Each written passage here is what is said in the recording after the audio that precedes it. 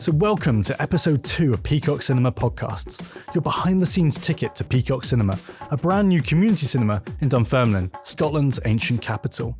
This podcast is in partnership with On Fife and the Dunfermline Regeneration Trust. Today, in episode 2, we'll be taking a deep dive into the films of Scottish filmmaker Bill Forsyth, and focus in particular on Housekeeping from 1987, a film that was made outside his kind of typical locations, set in Montana, USA. The film will be screened at Peacock Cinema at Carnegie Hall on Friday the 8th of August at 7 o'clock. I'm Dr Jamie Steele, one of the team at Peacock Cinema and lecturer in film and screen studies at Bar University. And today, we are joined by Dr Brian Hoyle, senior lecturer in film studies at the University of Dundee. Welcome, Brian. Hi. So I wanted to start off a little bit about having a discussion around kind of Bill Forsyth as a filmmaker on a general level. I'm sure many of the listeners are kind of familiar with his films, particularly his kind of 1980s, early 1980s work, Local Hero, Gregory's Girl. But do you mind just giving me a bit of an insight into who Bill Forsyth is as a filmmaker, the type of films that he produces, some of the kind of key themes within his work? Okay, well, the first thing to say about Bill Forsyth, who I will probably refer to as Bill throughout this, is that every time we speak about his career, he says to me, I don't consider myself as having had a career. He's probably one of Scotland's 2 or 3 most important and well-known filmmakers, yet he hasn't made a film this century, not always for lack of trying. So his importance, unfortunately, now is perhaps historical, even though he's still alive, he's still well, he's still, full of ideas, and recently worked on a musical of Local Hero with Mark Knopfler, who wrote the original score. But to kind of go back to the beginning, Bill's from Glasgow, and when he leaves school around the age of sort of 17, his father basically said, son, you need to go get a job. And he looked in the paper, and there was a job in a factory, or there was a job that had something to do with making films, kind of industrial films, documentaries, for industry. And he said that sounded more fun than working in a factory or whatever it was. So he answered that ad and got a job. So Bill's early work, which is going to take us through the sort of maybe the late 1960s to the late 1970s, is in short industrial documentaries. Sometimes they were kind of arts documentaries. Sometimes they were perhaps for Scottish television. I know, for example, he did a couple of short pieces on Scottish literature and interviewed the great Scottish novelist and then later screenwriter Alan Sharp, who wrote films like Lizana's Raid and Night Moves, and was really one of the key screenwriters of the new Hollywood cinema in the 70s. So he has this background in documentaries, but he also has an interest in writing fiction films, feature films. So in 1979, he makes a film called That Sinking Feeling, which is the first Indigenous Scottish feature film, right? Now, most people think that Scotland made films long before 1979. Yes and no. I think a lot of the films we consider to be Scottish pre That Sinking Feeling are what I would call half Scottish. They have maybe one Scottish parent, whether it's someone involved in making the film or the locations that film was made in. So the really important, if you will, Scottish films before Bill makes That Sinking Feeling are films like The Edge of the Earth by Michael Powell, a truly great film about, Scottish fishermen, but made by a filmmaker we would consider to be quintessentially English, but also a filmmaker with a great feeling for landscape, right? So it's halfway a Scottish film, halfway an English film. Back to Bill Forsyth's That Sinking Feeling, which he makes for, accounts vary, but let's say... I've got $7,000 here. Well, yeah, I was about to say, I've heard that. I've also heard it's more like £7,000, which would be a bit more. It's one of those things you'd have to check with Bill. He says he still has the receipts. But the point is, it's about as independent and self-funded a film as and expensive a film as you're likely to find.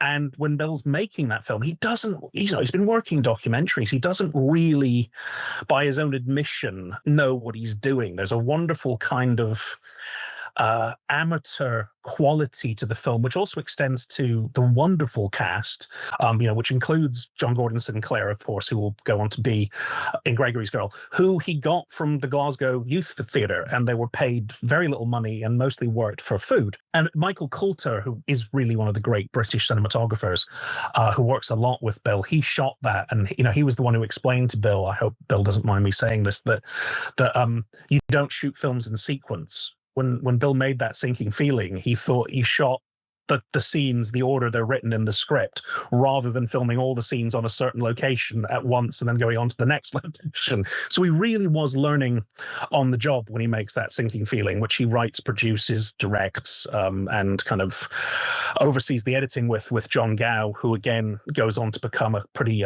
loyal collaborator.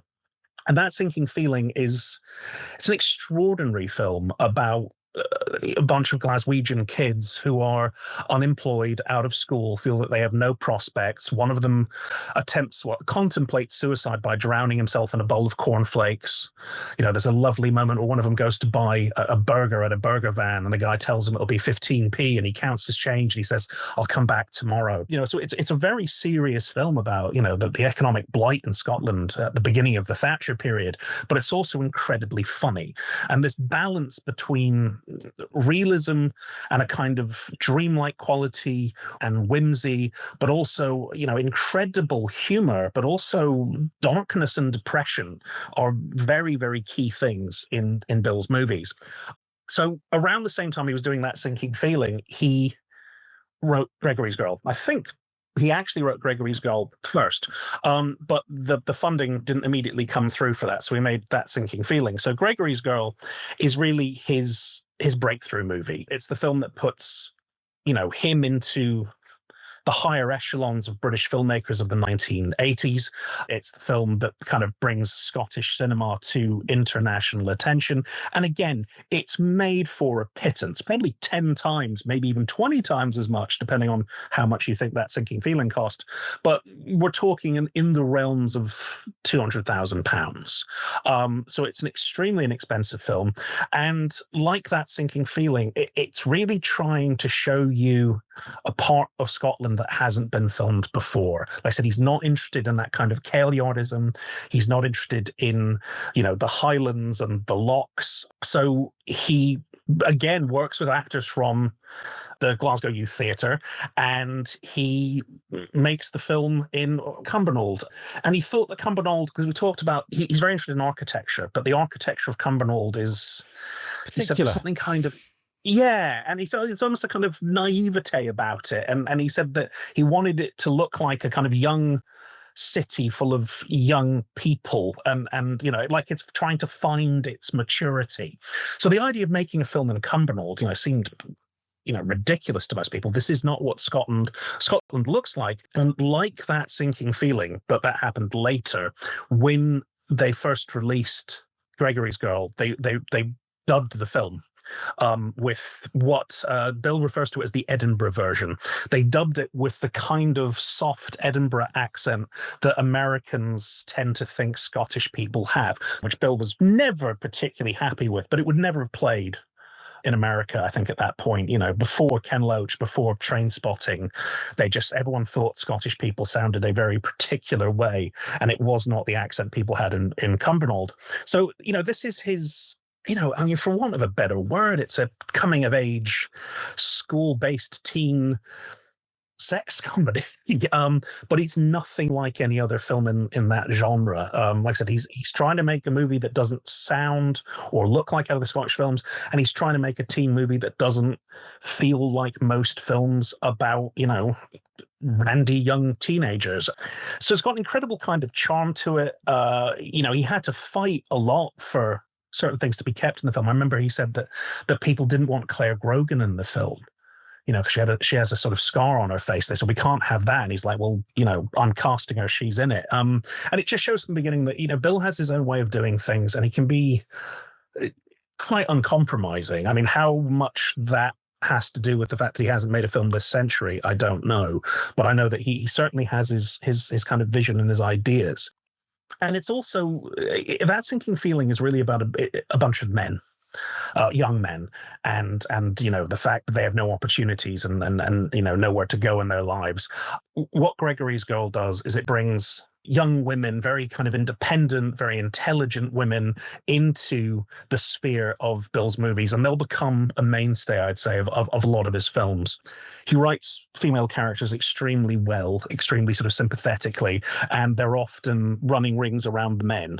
Not least the case in, Gregory has rings run around him by all the women in his orbit, even on the football field in Gregory's Girl. So that, so it's the film that launches this kind of Scottish voice in film. It's very well reviewed in America, which is incredible. And Bill wins his first BAFTA for that. He wins the Best Screenplay BAFTA in 1982. And on the back of that, he comes to the attention not just of, international film. And he makes that with the National Film Finance Corporation, and, STV put a bit of money into it. It's a small budget, but his next film, probably his biggest and his most famous, and biggest in the sense of most popular, not most expensive, is Local Hero, which is produced by David Putnam, who at the time is probably, one of the 2 or 3 biggest producers working in Britain. He's at the absolute kind of crest of the wave of what was being referred to as the British film renaissance in the 1980s. So Putnam, working with companies like Goldcrest, was behind films like Chariots of Fire, which of course sweeps the Oscars, and Colin Willan says, the British are coming. So Putnam is a powerful producer, but he's also not a producer who's at this time known for particularly interfering with directors, and he gets together with Bill to make Local Hero. It becomes, in a way, the most celebrated of Scottish movies. And honestly, I think it's a bit of an albatross around Bill Forsyth's neck. This is the one that always gets mentioned. If it's not Gregory's Girl, it's this one or it's Gregory's Girl, but it's mainly this one gets wheeled out. I know people who moved to Scotland because of the movie from America. It was a huge hit in the States. Again, he wins a BAFTA for Best Direction. It's, the Forsyth film that was listed amongst the 100 greatest films that the British Film Institute listed in, 1999. And I think while he's proud of the film, I think Bill's also a little sick of it. I think, it's become too much of the representation of his work, when actually I don't think it's the most personal. I don't necessarily think it's the most typical, but it's the one that has this culture clash narrative. It's the one that probably has the view of Scotland that most people outside of Scotland most want to see. It's the one where you see them drive through bits of the Highlands. It's one where you see the coast. It's also helped, I think, immeasurably by the popularity of the score. It's not unusual for rock musicians to get into film scoring, and they have their agents put the feelers out, and Bill's always saying that he wants to make a movie without music because he thinks music is a crutch, and it's too easy to underline humor or emotion with music, and he would love to make a film without any. But Mark Knopfler from Dire Straits was putting the feelers out, and it got to Putnam, and they spoke, and they got on well, and they got on well with Bill. So Mark Knopfler writes his first film score, this great theme tune, which kind of gives this film this sort of added energy, but the score sells well. Dire Straits were popular, and that also kind of raises the profile of the movie. So it's a huge hit. As I say, Bill wins his second BAFTA. It doesn't hurt Putnam's career either, and pretty soon after, Putnam starts moving more towards the American market, and that's going to come into play when we talk about Housekeeping. So you've kind of discussed a number of different things and kind of given us a real insight into Bill Forsyth's filmmaking career. It's going to getting right back to his start as kind of an autodidact, this kind of self-taught filmmaker, learning the craft as he goes, kind of starting in documentary, moving into feature filmmaking. And therefore it's got that, as you say, kind of indigenous, local connection to it, because he's kind of making his films from his point of view, from his standpoint, the way in which he kind of sees the world. It's kind of interesting that you kind of flag a number of his kind of key films. His two key films, obviously, A Gregory's Girl and Local Heroes Outline, but they're the kind of two ones that stand out in his canon that seem to be played a number of times. And there are a few other kind of hidden gems, as you outlined, that we should be shining a light on as well. And it's just interesting to note that I noticed yesterday that the Edinburgh Film House, a new version of the Edinburgh Film House, is playing Local Hero this week. Again, kind of tying together heritage of Scottish kind of cinema, a key kind of film from that period of time, from the early 1980s, as part of their kind of relaunch. We've gone in a slightly different direction. We've gone for Bill Forsyth's 1987 film, Housekeeping. So Housekeeping is based on Marilyn Robinson's 1918 novel of the same name. In 2015, the novel was celebrated by The Guardian as one of the top 100 alternate books. It's a film that kind of follows three generations of women, engages with and tackles important issues. And you've highlighted that that's something that's part of Bill Forsyth's kind of work before, and particularly kind of the representation in the opening of suicide. But as you say, Bill Forsyth is known for oscillating between comedy and drama within his film, and actually how, and you kind of outlined this a little bit earlier, on how comedy teases out or brings out that drama as well, or is a way of kind of dealing with it. So to what extent do you think it kind of has similarities with his previous work? What are some of the key kind of differences? Firstly, unequivocally, I will die on the hill that Housekeeping is Bill Forsyth's masterpiece. Mm-hmm. No two ways about it. I think Housekeeping is a deeply strange, special film that very few people could have made. Perhaps only one person could have made. Where it sits in his career is an interesting one. It's his first American film, but to see this as a conscious move to Hollywood would be incorrect. As I mentioned, Bill doesn't really see himself having a career. He's not someone who's, I would say, hugely ambitious, but was spending some time in the wake of Local Hero. He was spending some time in America. He was hanging out with Peter Rieger, the star, if you will, of Local Hero, who was a New Yorker.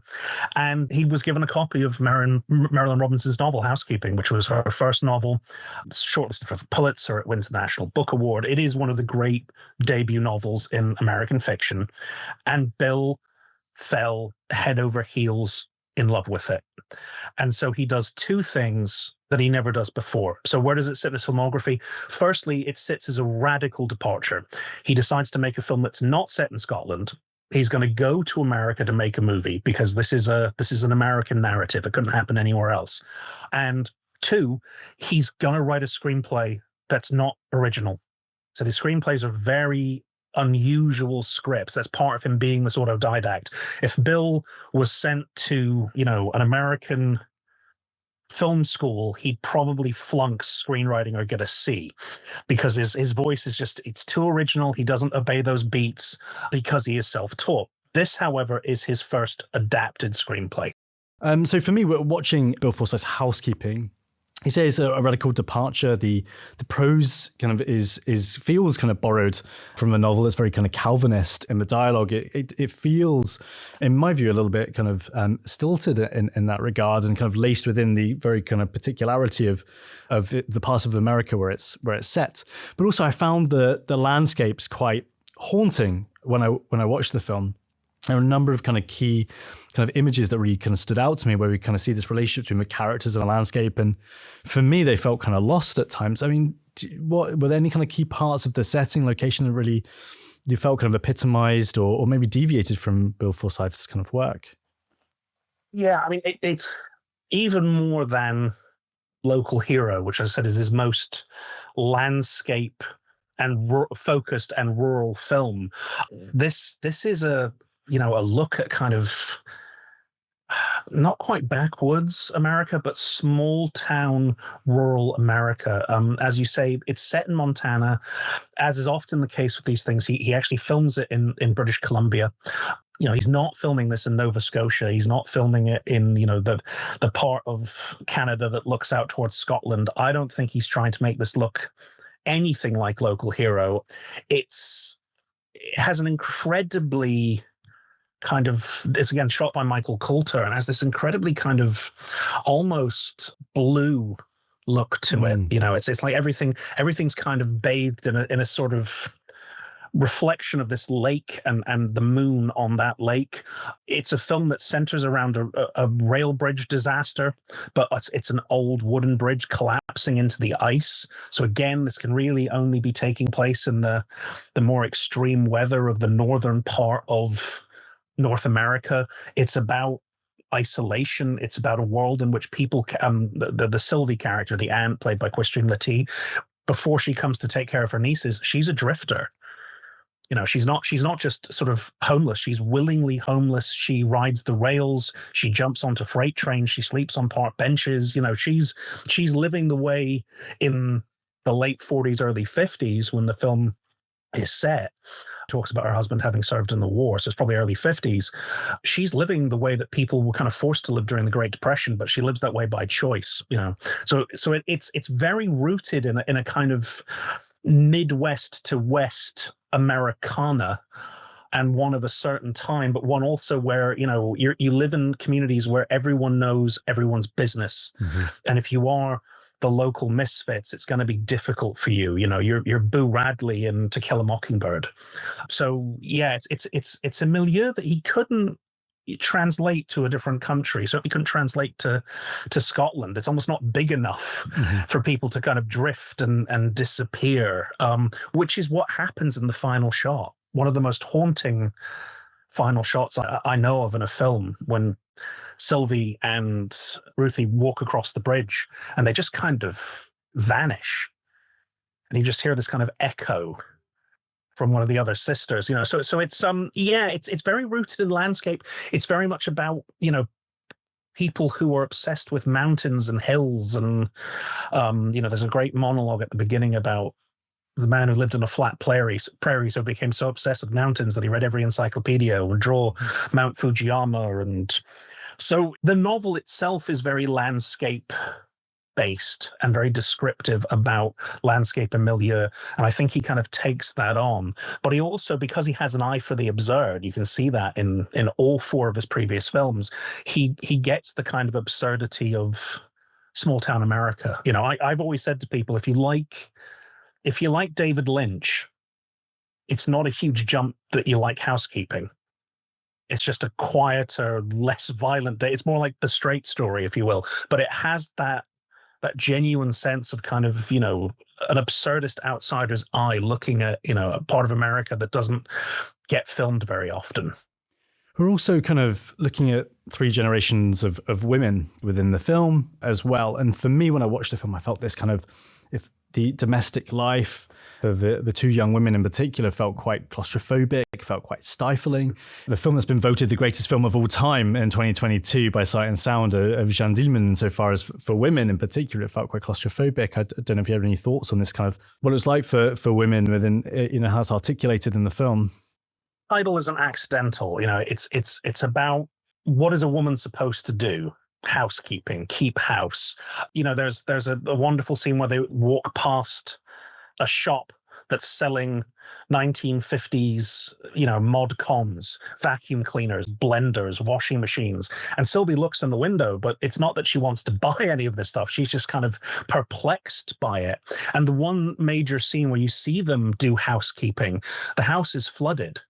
Yeah. And they're sort of absurdly pushing floating cans and tins into one of which has a mouse floating on it, into cupboards with brooms, but they're pushing it across 3 feet of water.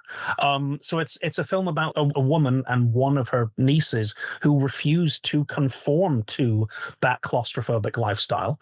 But the other niece, Lucille, who wants a kind of more conventional life, buys sewing patterns and wants to make herself dresses. She buys into the kind of domesticity that you get in Jeanne Dielman, where you watch, Delphine Seyrig make a meatloaf for 10 minutes. Bill doesn't go quite that far, but absolutely, this This is a film about rebellious women who do not, and one who does want to fit in. And it doesn't judge any of the characters. You know, it doesn't say that the Lucille who wants to conform is any less of a person than Ruthie who doesn't fit in, and Aunt Sylvie who, like I said, up to this point is a vagabond. What's also interesting is you mentioned 3 generations of women. I think the film really is about 2. He kind of cuts out or really, really truncates the grandmother and the grandmother's 2 sister-in-laws. They're probably about 4 or 5 minutes of screen time tops, because even more than Robinson's novel, he makes this a film about Sylvie. You know, it's about Aunt Sylvie and these 2 young girls who either fall under her spell or reject her spell outright. So it really becomes this incredible, very claustrophobic 3-hander. There is something slightly stilted about the language in it.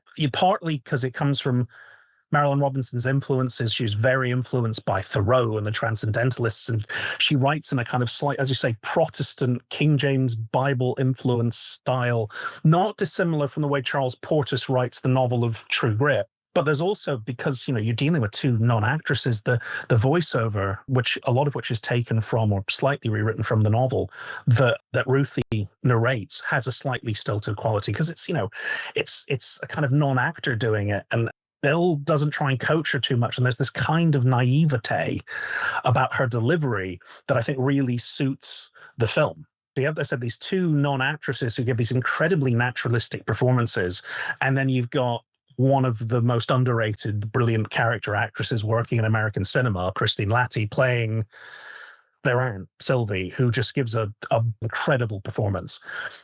And so there's this kind of tension between these 2 non-actors and this highly trained professional American theater, film, television actress who's kind of got this authority that these 2 naive girls don't have. Right, so he's using the acting experience partly as a way to delineate the character. When you yell cut on a Bill Forsyth set, he often goes and talks to the actors, and that's why he has the same few cinematographers, the same few editors. He needs people there he can trust. So he doesn't have to say to Mike Coulter, how did it look? He knows it looks good. Mike's a total pro. Mike's going to go do the next setup. He knows what he's doing. So Bill can go talk to the actors and you know, talk about their issues and calm down their ego if they need to. But he said in this film, because he didn't write the script, they're not his characters, he wanted the 3 principal actresses to help him bring the characters out. So he really spent quite a lot of time working with them. Thank you, Brian, for kind of giving us such a detailed insight and kind of highlighting some of the real kind of nuanced and detailed kind of parts of Bill Forsyth's Housekeeping, and giving us that insight into the different kind of styles and approaches that underpin his work. We'll leave it there for now because there's so much kind of detail that we've kind of chatted through. But Brian will be joining us at the Peacock Cinema on Friday, the 8th of August, for a more detailed discussion. So if you are there, watch the film, do have a think about some questions, and we can unpack that in much more detail in the cinema venue. So thank you very much, Brian. Thank you very much. I look forward to being there in person. Perfect. Thanks very much, Brian. Thanks to Brian, and Brian will be joining us on Friday the 8th of August to talk a little bit more about the film Housekeeping at Carnegie Hall. He'll be on hand to answer any questions and have a further kind of blether and chat about the film with you. In our next episode, episode 3, we'll discuss our kids' film strand, discussing Aardman's The Pirates in an Adventure with Scientists from 2012 with Drs. Latina Niklova from the University of Exeter. So I'll see you then.